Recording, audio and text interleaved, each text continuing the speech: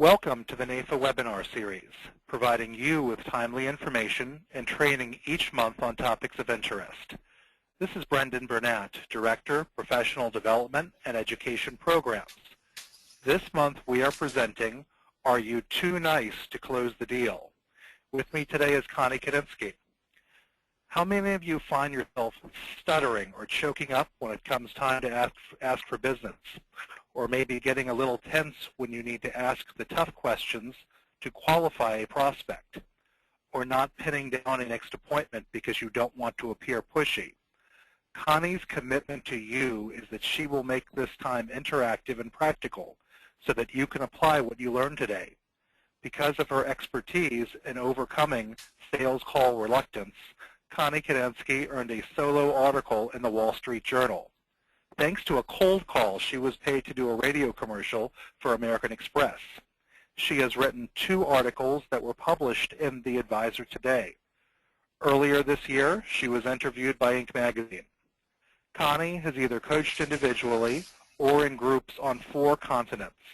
She has been coaching financial advisors for 15 years on overcoming fear that creeps into the prospecting and sales process. During the presentation and question and answer session, you may type questions in the question box on the right side of your screen. Questions will be answered during the question and answer session at the end of the program. You may also type your thoughts or comments in the chat box on the right side of your screen. Please welcome Connie Kadinsky. Oh, thank you, Brendan, and welcome everyone. I am so thrilled and pleased you showed up today for this learning opportunity about being too nice to close the deal. My intention for each of you is that you leave here understanding how important it is that you make a mindset shift so that you can achieve your goals, and with that you'll help your clients achieve their goals, their financial goals, because that's really what it's all about, right? And also my intention is that you leave here with practical action steps to further develop your skills to become more successful at prospecting, selling, and closing the sale. I'm going to go ahead and set the context for this learning opportunity. I personally believe that 70% of the sale is engagement and uncovering the need. It's in the engagement process and uncovering the need. And I also believe that the sale is won in needs analysis. And when salespeople have trouble with closing their sales, that we can almost always go back to how they opened the conversation and find out what went haywire there. Now, there are a few exceptions. There are a few curveballs that comes to all salespeople. However, this has truly been my experience over the 15 years of training and coaching salespeople in financial services, that it's really in that opening conversation.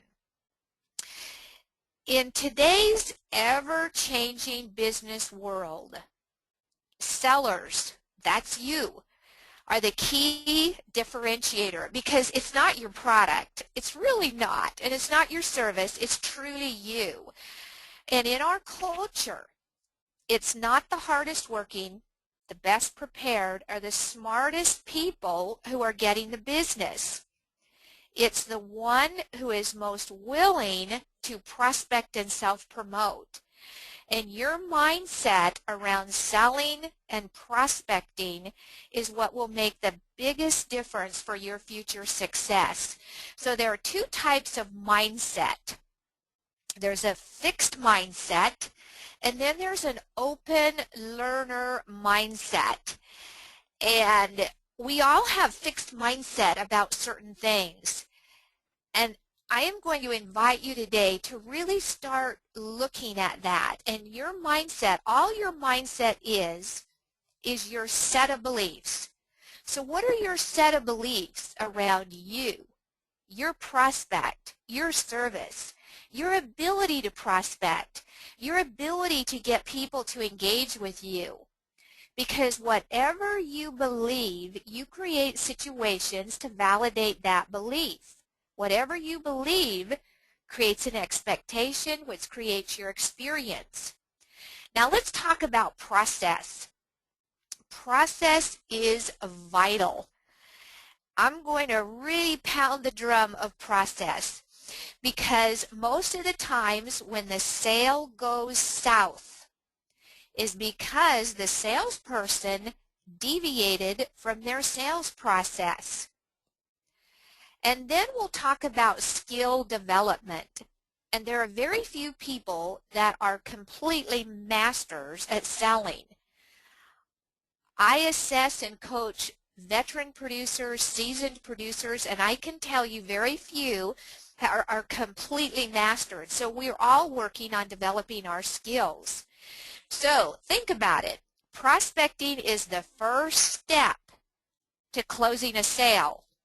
Do you like it? Prospecting is the first step. So I'm a big believer in the prospecting and active prospecting, proactive prospecting. I believe that a salesperson, in order to achieve their goals, that they should be having 12 to 15 appointments a week. Now, who does that give indigestion to, right? So it's all around the mindset and the possibilities there. I'm going to go ahead and step into the hornet's nest right now. I'm guessing that you did not choose to invest your time today to hear what you want to hear, right? Or hear something that you already know. Just like your prospects. Your prospects expect you to create value for them. And do you know that prospects are even saying, I expect the salesperson to create value for me just to have a conversation with me. So even if it challenges their current mindset and makes them a little bit uncomfortable, you really are creating value. So you can expect me to create value for you, even if it's a little bit uncomfortable. And if you don't feel a little bit uncomfortable, I haven't served you well. So when you get a little bit uncomfortable, take a deep breath, sip some water, and hang in there and remember that I want you. And I am warning you, and I also am creating value for you so that you can achieve your goals, so that you can expand your level of awareness around what it takes to be successful in selling. It is getting more challenging to sell. It is getting more challenging to engage prospects. That's why we need to become masters at developing our skills, because our buyers are more informed. A salesperson used to be able to tell a buyer something, and they didn't know if they were going to check it. Now all the buyer needs to do is go to the internet, put in something, and they find out the answer, right? So we really need to tighten up our processes and become more excellent and better every day in every way in our sales cycle, in our sales model. So let's talk about a basic sales model.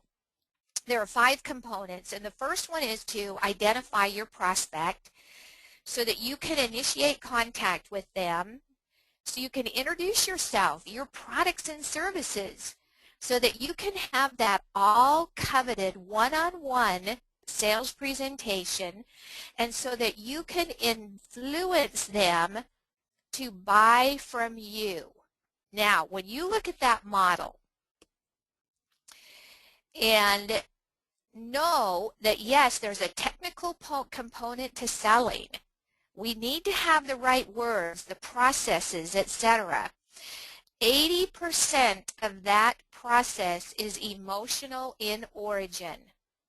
It's an emotional exercise to initiate contact and introduce yourself. When you look at that model, where are you hitting the ball out of the park? What are you really good at when it comes to that sales model? And then I ask you the question, where is there the biggest room for improvement in that sales model? Many of the advisors and people in financial services that I coach, initiating contact and introducing themselves is their biggest challenge because it is emotional in origin, and that's where the sales call reluctance shows up. And by the way, you can enter anything in chat and ask any question or through the Q&A, and Brendan is going to be monitoring that on that end, okay? So let's talk about the sales, what's really going on and why process is so important. You go in and you sit down with your prospect and you talk to them about what they want. Now, even seasoned advisors go in, sit down, and say, okay, so what's your current reality? What do you have, et cetera, et cetera. That is the worst way to start. And that's where you get really clear on the desired result that the prospect wants. Now, look at here in the very middle here, and I'm using my cursor to circle this, creative tension. In order to move your prospect from their current reality, their point A, to their desired result, their point B. So let's just take, I know we have people on the learning opportunity today that are selling life insurance, right? Their current reality is they don't have any. The desired result, they want to protect their family. And it is the salesperson's responsibility to create some tension within the prospect to get them to move. And it takes some assertiveness. It takes a process. And friendly, folksy people who are uncomfortable, making people uncomfortable, that's where they start falling down. And that's where their sales start going sideways.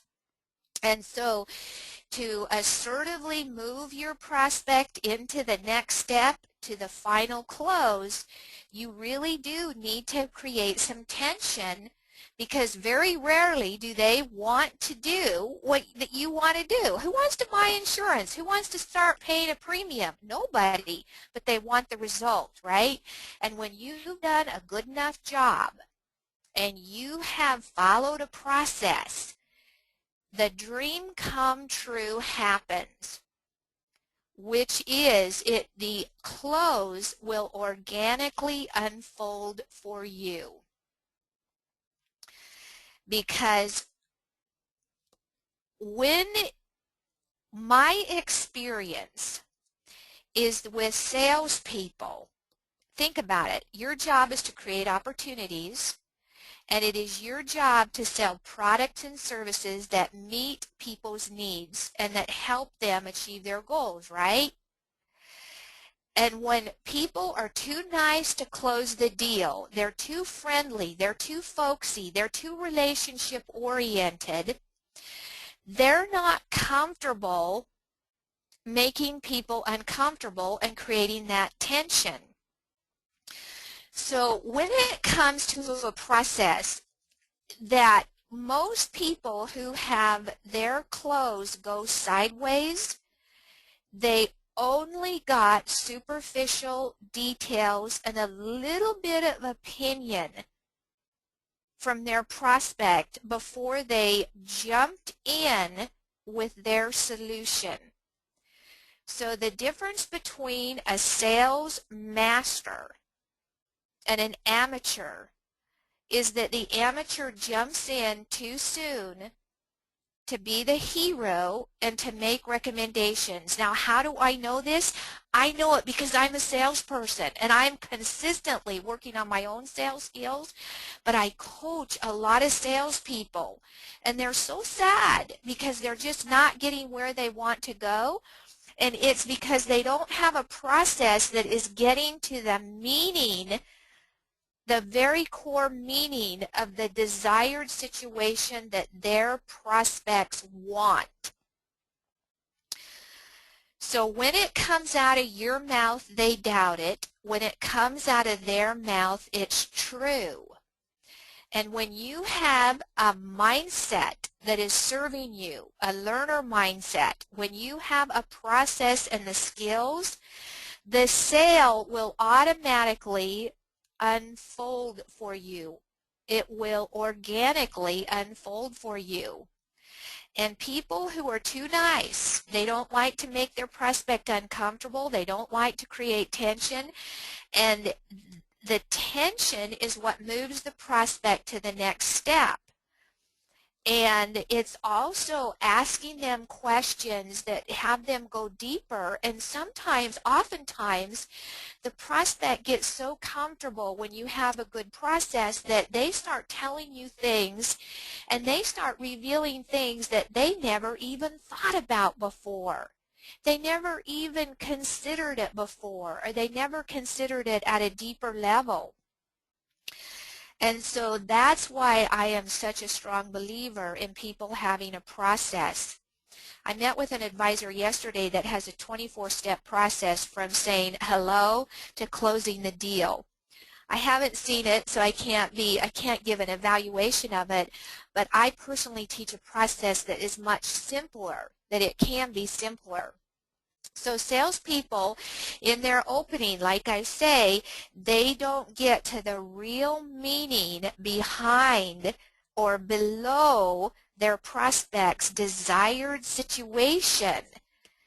And so that's where their prospect is not emotionally engaged, because people buy emotionally and justify logically. Now, the salespeople that are too nice to close the deal, too relationship-oriented, they actually feel that the prospect will be offended by them digging beyond superficial details and facts to get to the real meaning behind their desire for a different result. And that's a mindset. They might get offended if I ask them to go a little bit deeper. That's not the mindset of a sales professional that has mastered the skill. So you can't depend on relationship building skills alone to close the sale for you. There are salespeople that attempt to do that and it doesn't work. So hone your skills and make those relationship building skills work for you, but don't confuse making friends with making sales. Because when is the last time you got a check from your firm for a friendship bonus? They don't send them out, do they? So here's what I'm encouraging you to do, is know that value-added customer service can be a deciding factor when a prospect chooses you over your competitor. But salespeople who get their wires crossed when they believe that the buyer-seller relationship is more important than the sale. So there needs to be a balance.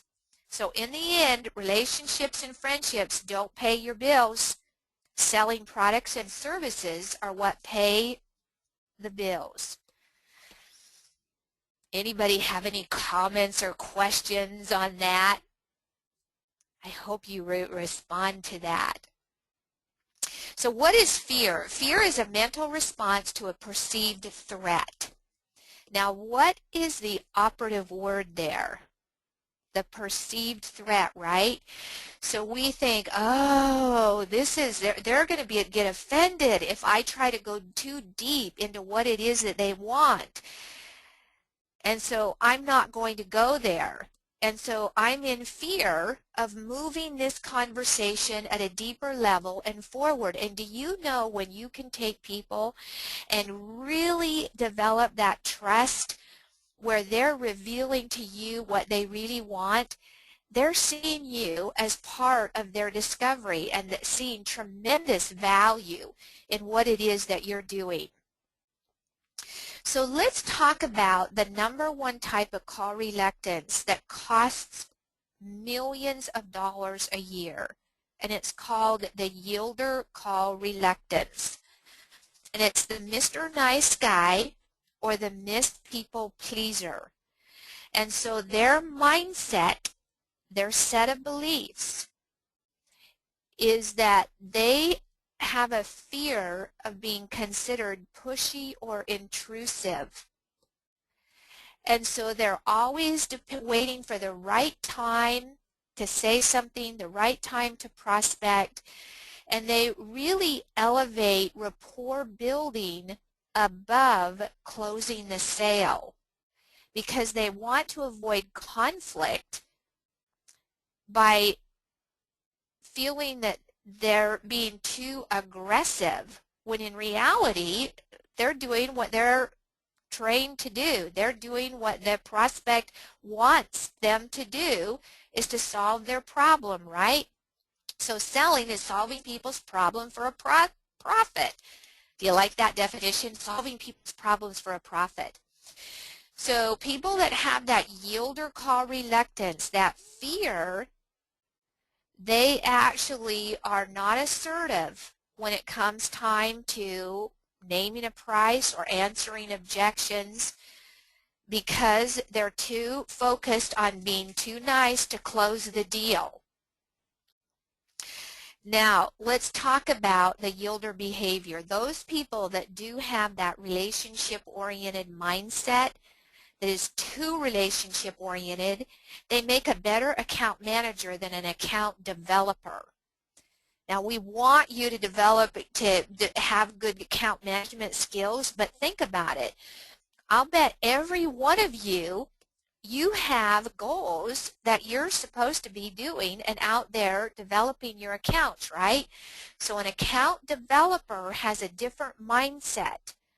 They have a different mindset around being assertive and creating that tension in order to get their prospect to move from their point A to point B, their current reality to their desired result.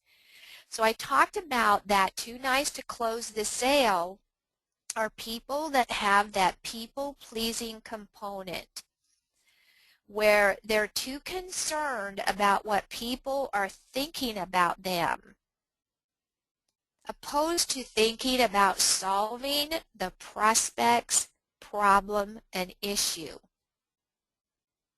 Our prospects want us to show up with confidence. They expect us to have a process, to listen to what is important to them, to create value, to come back with recommendations after that we have the whole picture of what is important to them. So that's why it's important to have a process and to practice and to pause and to continue to uncover and go deep, like that iceberg, go deep into the meaning of what it is that they want. Now, oftentimes people that are the people pleaser, they actually stand on their head to please somebody else. And then we're giving our creative power away to someone else where it doesn't belong, and we are out of control. We're completely out of control of our process and achieving our goals. So people that have that people-pleasing, Mr. Nice Guy type of mindset, this is what happens. They leave appointments without getting a firm commitment from the prospect for the next step. How many of you are guilty of that and have done that? I did. I know what it's like, and it's terrible. Then we have to start chasing somebody, and there's nothing worse in the world than have to chase a prospect. They leave unanswered questions because they were afraid to ask. And they string out closing the sale. People with that yielder call reluctance, they often think, if I'm friendly enough, they will ask me if they can buy. If I'm friendly enough, they're the ones that are going to close the sale. So when it comes time to ask for the business, they start stressing out. There are so many books out there about closing the sale. Well, if you have a good process, it just happens, and you don't really have to ask for the sale. It just organically unfolds. And guess what? You've developed that trusting relationship, the credibility, and they see what's in it for them because you've done such a good job, and it will organically unclose. It will just organically close. It is so exciting when people really do get this. Their life gets so much easier. So now I'm going to take you into a little bit of a diagram around the core of behavioral science. So behavioral science is the study of what you do, your behavior, right? Well, it all starts with what it is that you think. What are the thoughts that you think? And whatever you think triggers a feeling which alters your action. So when you're in front of somebody and you really want to ask this question, but you're afraid that they're going to get offended if you ask it, and you back off, right? So you thought, oh, they're going to get offended. The feeling come up, oh, that will be uncomfortable. So what you do is you default on asking that question. So whatever you think triggers a feeling which alters your action. All beliefs are thoughts that you think over and over again. Mindset is your set of beliefs.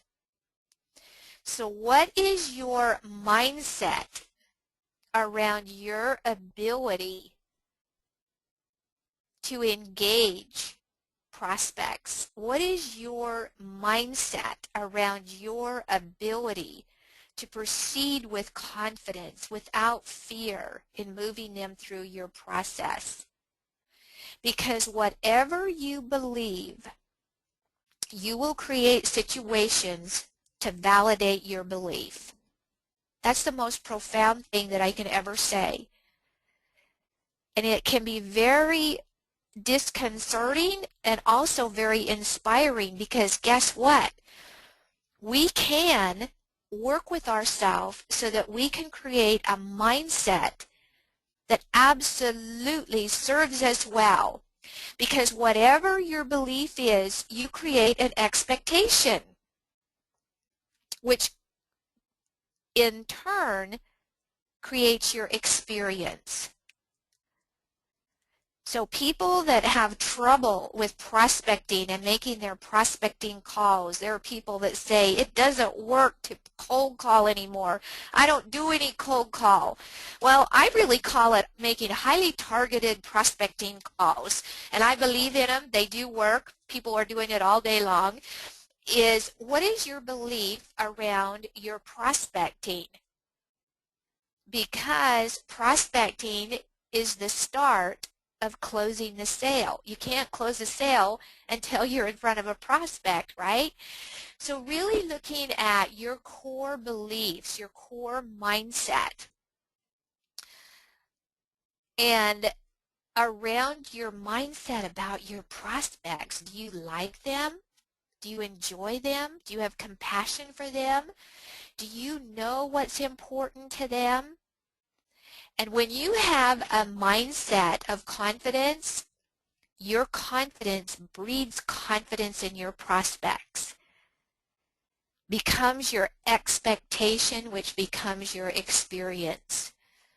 And when you have a process and you own your process, and I know we have people on this learning opportunity today that your company has taught you a process that you may not be following, and you're deviating from it, and that's why it's not working for you.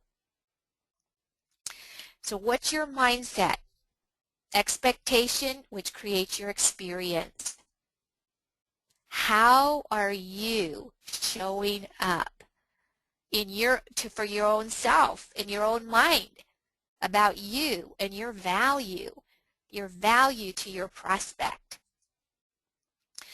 So here's yielder behavior. They'll be upset that I interrupted them. So this is on the prospecting. They'll be upset that I interrupted them. Yes, we are interrupting people when we make prospecting calls. When your value is greater than your interruption, and you know your value, you convey your value, you create value for them, that's where it gets exciting. So this is a mindset around interrupting, about being pushy, about being too aggressive. That's the yielder call reluctance that's too nice to close the deal. They'll think I'm trying to sell them something. So you are trying to sell them something. It's okay. You're solving people's problems for a prospect, for a profit.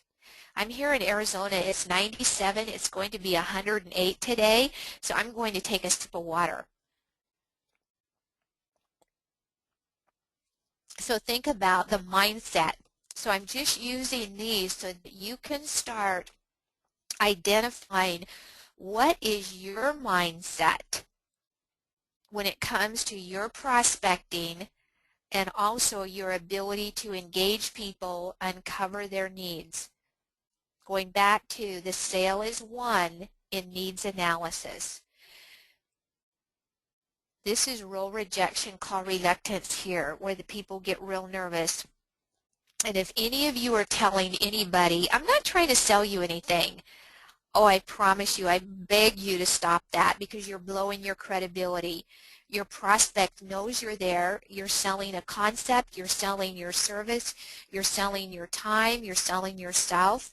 So please stop that if you're telling people you're not here to sell them anything, because you're fibbing to them. It's not true. They know it, and you just blew your credibility. So what do you do about it if you're too nice to close the sale? Number one is just be aware of it.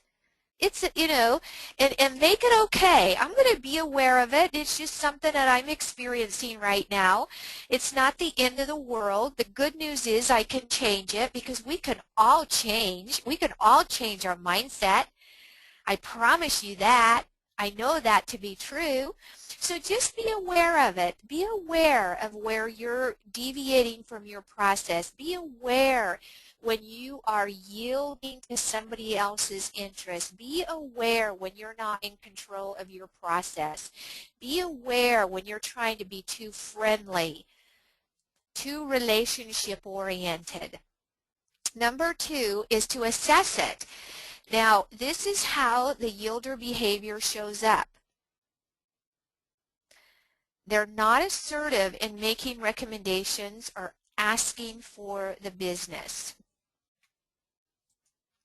They have no response to let me think it over.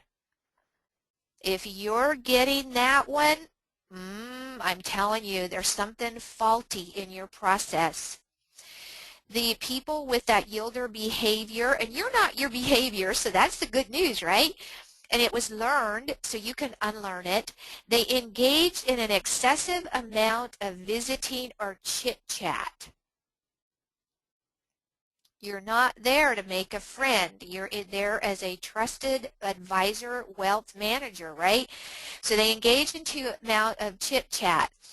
Goes off on irrelevant rapport building and time-consuming tangents, talking too much about things that are irrelevant because they're uncomfortable getting down to business. Appearing too friendly or folksy so that they don't sound pushy or close-oriented. So I see that should be pushy or close-oriented. So they're afraid that they're going to sound that way. They're not taking control of the call. They're allowing the prospect to take control of the call or the conversation. Think about all the professionals you know, the doctor, the lawyer, the accountant. You go into their office, I promise you they have a process, and you follow their process because they know it works. They know it's in your best interest, right? So I know I'm pounding away at process today because I am thoroughly convinced with every fiber of my body the reason people have problems closing is because they don't have a process and they didn't open properly. And in prospecting, the yielder person does not have pattern interrupts planned out when they're prospecting. So what do I mean by that? Our prospects have been taught to reflexively say no. That's why I often say to them, I didn't catch you at a bad time, did I? Guess what? They have their first opportunity to get a no out. No. Or sometimes they say yes, and it gives me somewhere to go. But what do I mean by those pattern interrupts? So oftentimes people, please forgive me, I should have unplugged my phone, huh? Maybe that's somebody from the webinar that's calling and saying, I need your help. So what do I mean by a pattern interrupt here? Is when you're making your prospecting call and they immediately say, I'm not interested. People that have that yielder call reluctance, they actually don't know what to say there. And they go, oh, okay.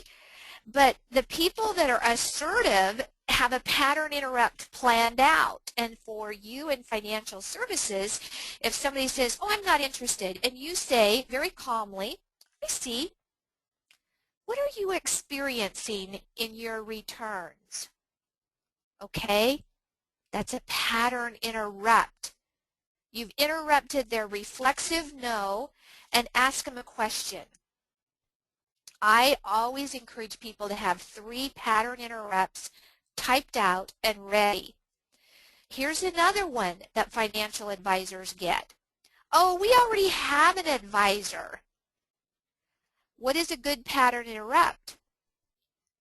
I understand. How is that working out for you? Pattern interrupt. You're not taking their no. You're interrupting their reflexive pattern. Or somebody that says, oh, we wouldn't need that. Assertive advisor says, oh, when was the last time you took a good look at your estate plan to see if changes need to be made? So going back to the yielder call reluctance, too friendly folksy, don't want to create tension with people. So it takes courage, it takes practice. So those pattern interrupts are very, very important. I just know all of you are taking good notes on that because that's a really powerful one. And with all my clients, we create those, we have them, we practice them, we role play so that they can continue that conversation. So admit, go ahead and admit.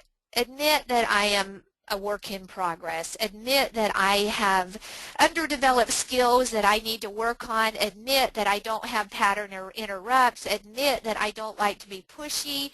Let's just go ahead and admit it now. It takes a little bit of humility, but why not be humble now instead of being humble later when we don't succeed? That's very humiliating when we don't succeed, right? So admit. Now, here I'm going to give you something that can be absolutely transformational for you.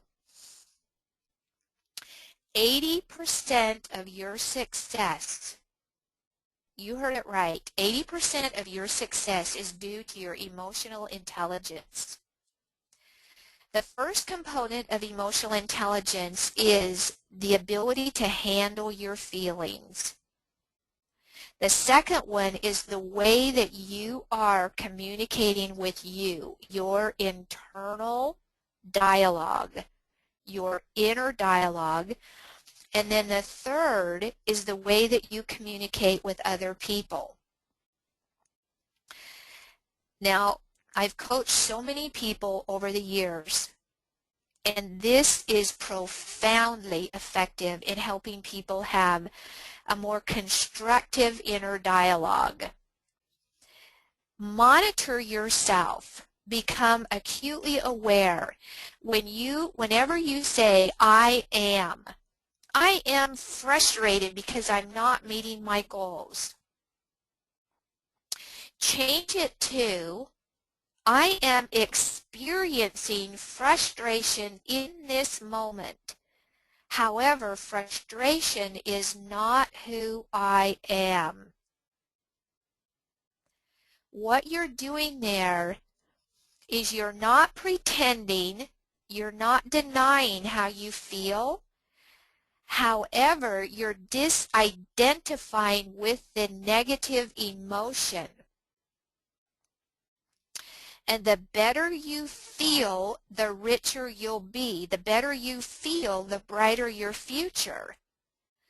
So thinking positive and having positive emotion is absolute key to your success.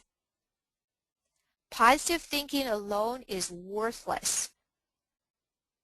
However, when you get the positive feeling that goes with it, and your inner dialogue is either serving you or it is sabotaging you, I promise it. It's the inner critic. Sometimes people have an inner terrorist that is absolutely sabotaging their success, the way that they're communicating with them. That is such a golden, transformational coaching tip. Here's another one. I'm afraid to ask for the sale. I am experiencing fear when it comes to asking for the sale. However, fear is not who I am. So you're disidentifying with the negative emotion. So the goal here is to start monitoring whatever you're saying. I always say, it was saying at the end of the day to my husband, I'd say, oh, I'm tired. And I stopped it because I understand it is too, we don't want to do that. I'm going to give you a clue a little bit later here why we need to stop that. But it was like, I am experiencing a little bit of tiredness. However, tiredness is not who I am. Okay, role play. Salespeople don't like it, but I promise you it is vital. I coach a lot of people who are wildly successful in real estate, selling 60 houses a year and beyond. You do the math. The people that are really good at this are making their prospecting calls 5 days a week, 20 connects. But here's what they do. They get role play partners. And they may have a different partner Monday, Tuesday, Wednesday, Thursday, Friday, and they role play whatever is causing them stress, wherever they have not mastered it. And role play is so important. Salespeople don't like it, but guess what? It works. I encourage people to even record their role plays. Find somebody who's in the same position you are, and don't just chit-chat. Get down to work. Do each other a favor by role-playing. Role-play your prospecting calls. Role-play when somebody says, I'm not interested. Role-play your pattern interrupts. I just took another sip of water here. Okay, so I'm going to share with you something that most people don't know. And sometimes when you don't know something, it does affect you. So we all have in the center of our brain a hypothalamus. The hypothalamus is the chemical factory of your brain. Whatever you are thinking, your hypothalamus secretes a hormone that matches the thought. So if you're feeling fear and anxiety and worry and doubt, your hypothalamus is secreting hormones to match the fear. And if you don't interrupt that, guess what? Your body starts thinking for you. Have you ever met somebody who is just downright negative and cranky all the time? And so knowing that and you taking responsibility that I'm going to monitor how I'm thinking and how I'm choosing to think and how I am communicating with myself. So I have really distilled and synthesized a very powerful concept. There's a book called Biology of Belief, and it was a cellular biologist that talks about that. We secrete the hormone. It goes throughout our complete bloodstream. So what can we do about that? Now, all of you that want to become more assertive in your process, to be able to, then this is proven biologically, if you stand like this 60 seconds a day, guess what? You increase your testosterone, your hypothalamus. Our brain is that magnificent. So that, and then for the ladies on the line, this, that you just stand up. Why doesn't everybody just stand up right now and take that posture, and let's just hold it. And I'm going to time it here for 60 seconds. I am going to start my stopwatch, and we're going to just do it for 60 seconds. This can be really, really valuable for you. And I am going to start my stopwatch right now. Okay, ready? So we're going to hold it for 60 seconds. Take a deep breath. And what this is doing for you is it is helping you be more assertive. That's what we want. We want the power stance. Because of this positioning in the brain, how many of you have just 60 seconds a day to practice this?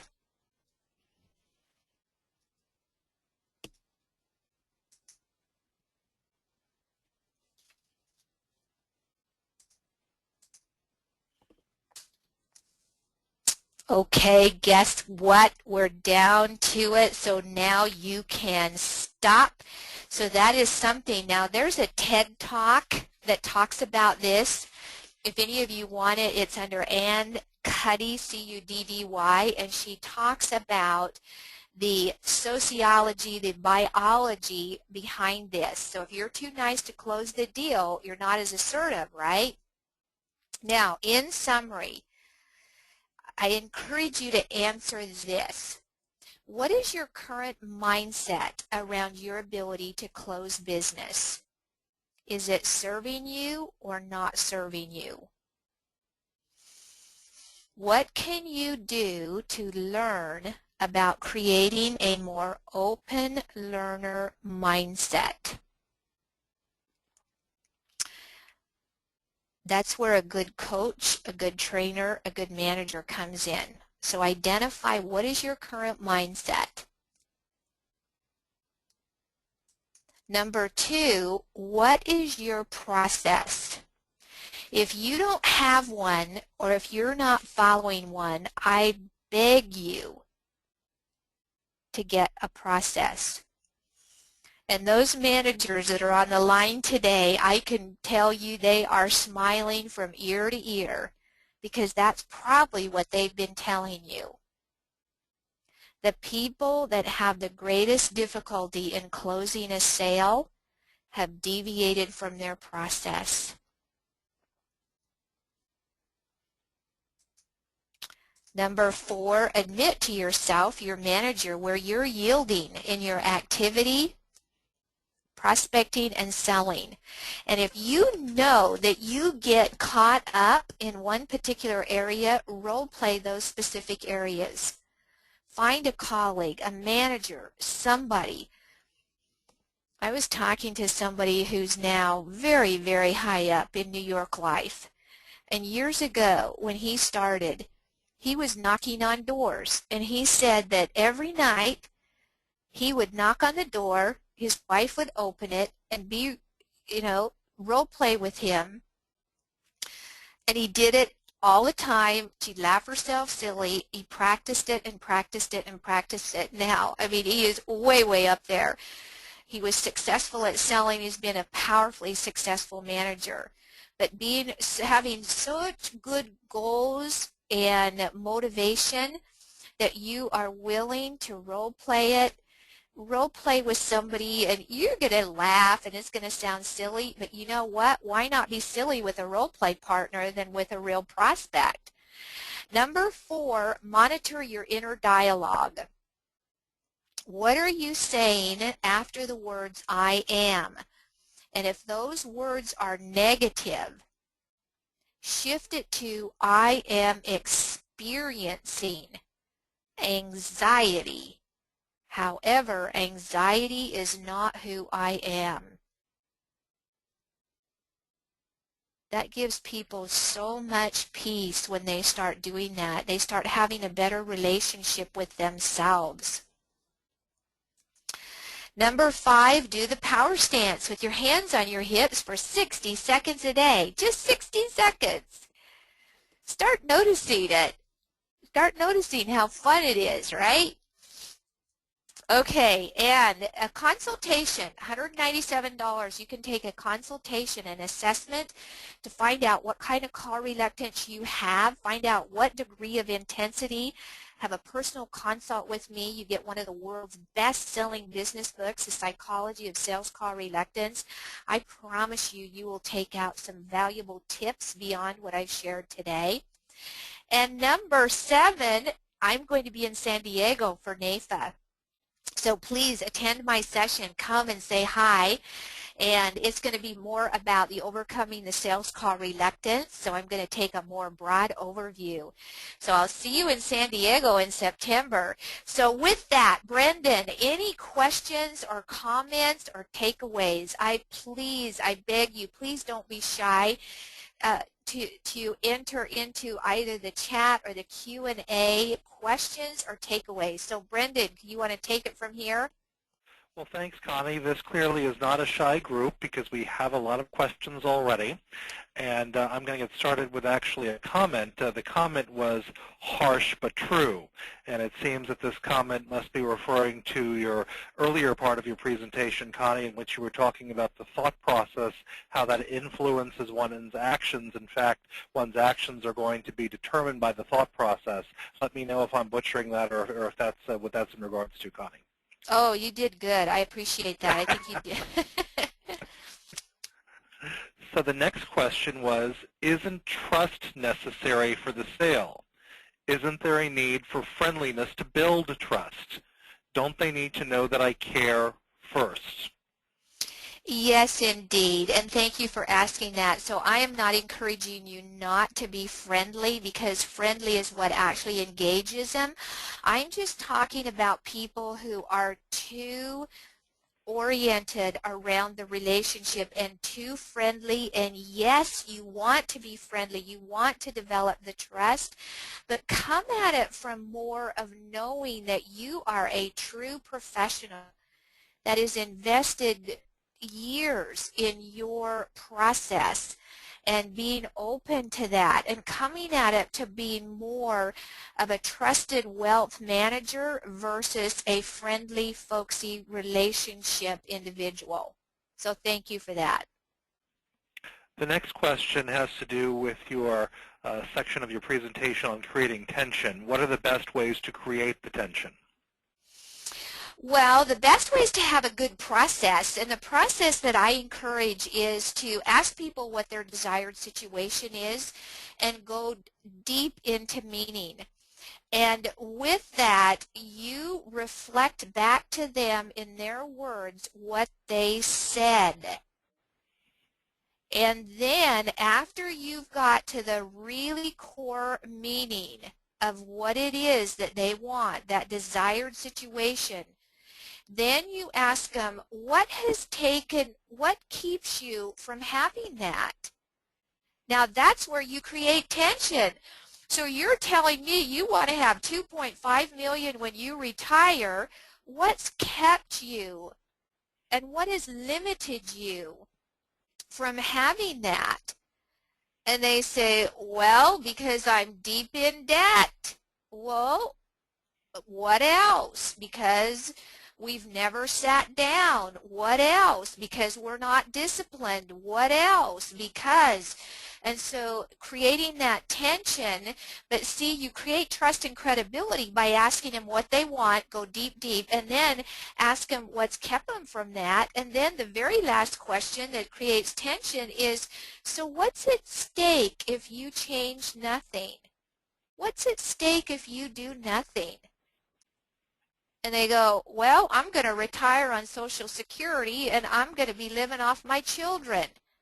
When it comes out of your mouth, they doubt it. When it comes out of their mouth, it's true. So they just said it. Do you think that they're going to listen to your recommendations after they said that? So that's what I'm talking about there. So Brendan, you tell me, did that make sense? Perfect sense. Excellent. Okay. Okay, good. All right. We had a comment from earlier in the presentation. Yes, I am taking good notes. Thank you. So thank you very much for taking good notes. Question, can you recommend a book about understanding emotional intelligence? Mindset by Carol Dweck, D-W-E-C-K. That is a very good book.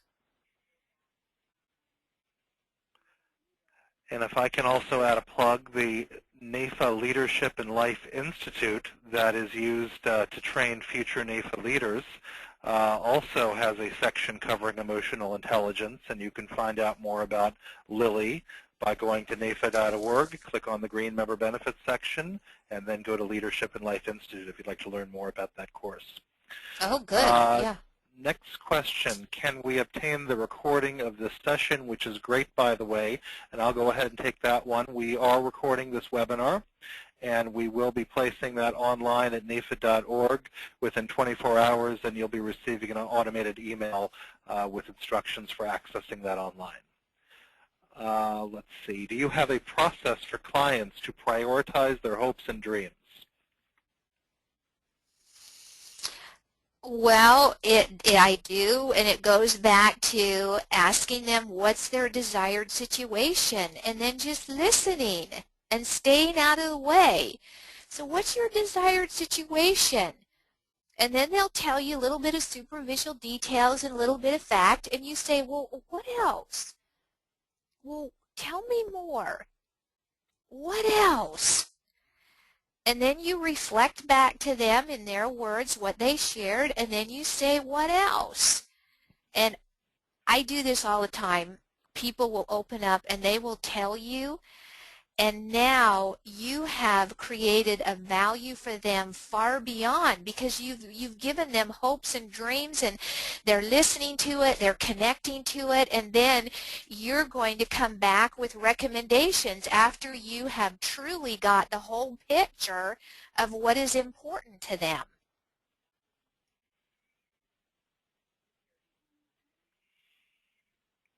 Excellent. We have a comment. The comment is, we are what we think. Absolutely true.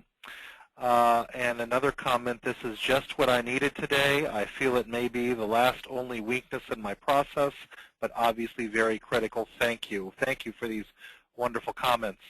Question, how do I open a discussion with friends and get them to want an appointment with me? Well, you start by finding out what's important to them. And so if a friend is saying to you, that, and listening, and then engaging them in asking them a question when you find out what's important to them, and say, you know, the other day at the barbecue, you were saying that you really wanted to make sure that your children got a college education. What are you doing in order to make that happen? So knowing what is important to them, and then asking them what their plans are. Knowing that it's important for you. What are your plans? What do you have in place? When's the last time you sat down with somebody and talked to them about that? So asking questions of when, what, and how that are open-ended, and being okay, and instead of you jumping in too quickly that I can be your hero, just keep asking it further and going deeper, just like the iceberg. We have time for one last question, and we have just one last question. If salespeople need to make cold calls X number of times a day while making 12 to 15, 30 to 60-minute appointments a week with a 30-minute drive both ways, when does the person actually do the work to solve the problems? I'm asking this question to learn how I should manage my time. Thank you. Okay, good. Well, it's a little challenging, but however, when you really get productive, you'll find a way. And what I encourage with financial advisors, and this really comes from the Strategic Coach program out of Chicago, is that you have days that are set aside, that maybe Tuesday, Wednesday, Thursday are your appointment days, Monday is your prospecting day, and Friday is your admin day. And so looking at, having a mindset around what's possible, and then you'll start prioritizing, but start thinking about just having your week be how you want it to be. And you'll also take more control of your process, because think about it, a knee surgeon, an orthopedic surgeon, they do surgery on Tuesday and Wednesday, right? So they see patients on Monday, and they have that same kind of prioritization. So you can do it too. And a lot of people think, 12 to 15 appointments, that's a lot. But you can count one person per appointment. So and if you meet with two people and it's two, right? And so I want you to reach for the stars, reach for the moon to hit the stars. And most financial advisors are having about 3 to 4 appointments a week, and it's just not enough for them to achieve their goal. Well, we are about out of time. I want to thank you, Connie, for your excellent presentation, and I thank all those who participated in today's program. You'll be receiving emailed instructions on accessing the recorded webinar, but to access this program and other webinar archive resources, go to www.naifa.org/webinars. This is Brendan Burnett for NAIFA. Thank you.